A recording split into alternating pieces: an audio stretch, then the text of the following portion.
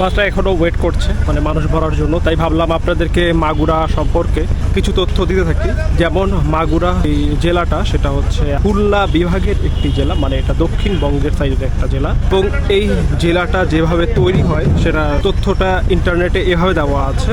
1786 যখন সাল ছিল, সেই সময় ব্রিটিশরা সর্বপ্রথম যশোরকে এই দিককার মধ্যে জেলা হিসেবে ঘোষণা করে।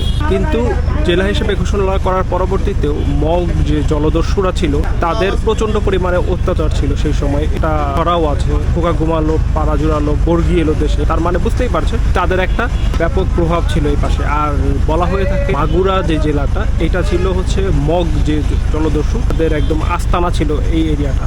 এইরকম হওয়ার কারণে 1845 সালে সর্বপ্রথম যশোরের মধ্যে মাগুরাকে নিয়ে একটা মহকুমা তৈরি করে দেওয়া হয়, যেন হচ্ছে এই দিককার এই যে সমস্যাটা সেটাকে কন্ট্রোল করা যায়। কিন্তু যখন 1984 সাল আসে, আপনারা জানেন, সেই সময় কিন্তু সবগুলো মহকুমাকে ভেঙে প্রত্যেকটাকে জেলা করে দেওয়া হয় এবং সেই সময় মাগুরাকেও একটি জেলা হিসেবে উন্নত করা হয়। যে মগ জলদস্যুদের কথা বলছিলাম, অনেকেই বলে যে এই মগরা থেকেই হচ্ছে এই মাগুরা যে নামটা সেটার উৎপত্তি হয়েছে।